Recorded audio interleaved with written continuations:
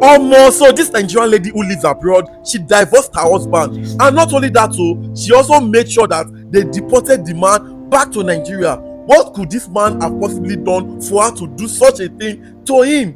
Let's find out through her story. Let's read her story. She said, I deported my husband. I didn't just divorce him. I put him on a plane back to the trenches. I slept like a baby the night he left. Half the people in my church were calling me a demon. The other half were whispering that they would have done the same thing. But before you type wicked woman in the comments, listen to what this man did to me.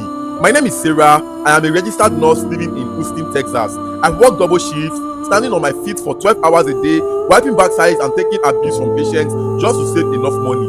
Why? To bring the love of my life, Michael, to America. We met when I went home for Christmas 3 years ago. Michael was charming, handsome, and spoke with that smooth accent that made my knees weak. He was a struggling engineer with big dreams, no opportunities. Baby, if you just get into the States, I will treat you like a queen, he promised. I will work hard, I will build us an empire. I believed him. I was 32, single and lonely in a big house. I wanted a family. I spent $15,000 on lawyers, filing fees and flights. I sponsored his K1 visa. When Michael landed at George Bush International Airport, I cried tears of joy. I thought my life was beginning. For the first 6 months, he was perfect. He cooked, he cleaned, he rubbed my feet when I came home from the hospital. You are my angel, he would say.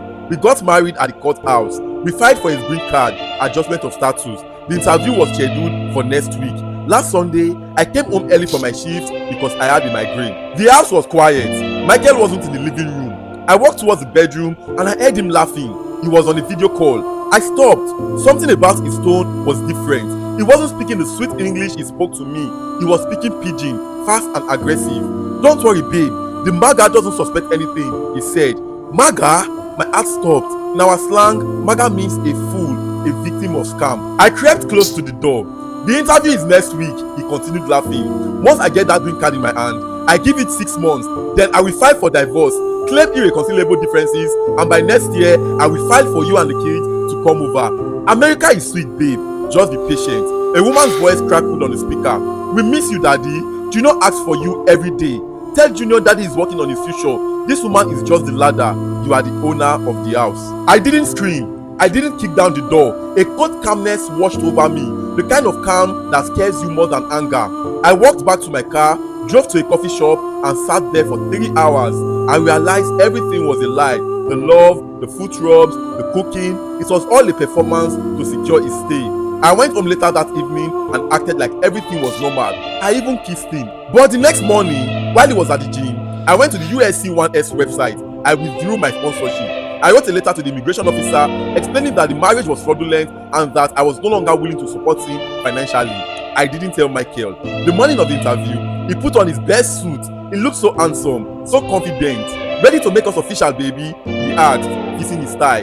I am ready, I smiled. We sat in the waiting room. When they called his name, the officer didn't invite us into an office. 2 ICE officers walked out instead. They asked for his ID. They told him his petition had been withdrawn by the sponsor and his visa had expired. The look on his face, it wasn't fear, it was pure confusion. He looked at me. Sarah, what is going on? I stood up, smoothed my dress, and looked him dead in the eye.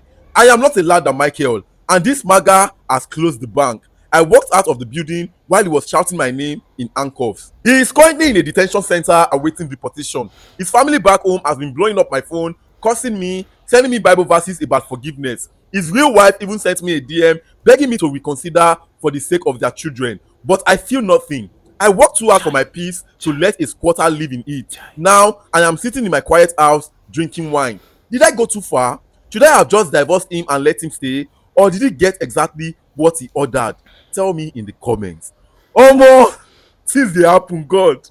Man, I used to see like read stuff like this, but most times it's usually the other way around when men bring ladies from Nigeria to abroad, to the States or UK or anywhere abroad, and they later switch up on them. I didn't know that men do these kind of things. Omo, did you think she went too far or this guy got what he deserves? Sisterhood, are you proud of your sister? What do you think of this story? Let me know in the comment section. And please don't forget, I'm still upload for anything Jesse related. I beg, make una follow me by Jesse, make I know Pago Village. If you want to buy a Jesse, check my TikTok story. Any Jesse you see there, they just screenshot and send to our WhatsApp. Our WhatsApp number and that number where we say in my bio. Use that number within my bio to order for any Jesse of your choice. Thank you very much and God bless you. What do you think of this story? Share your opinion in the comments. Thank you.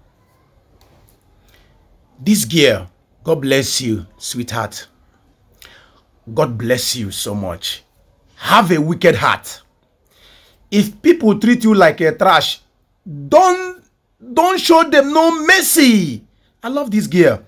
Anybody that will blame this girl, thunder go by you. Na me talk am. You see am?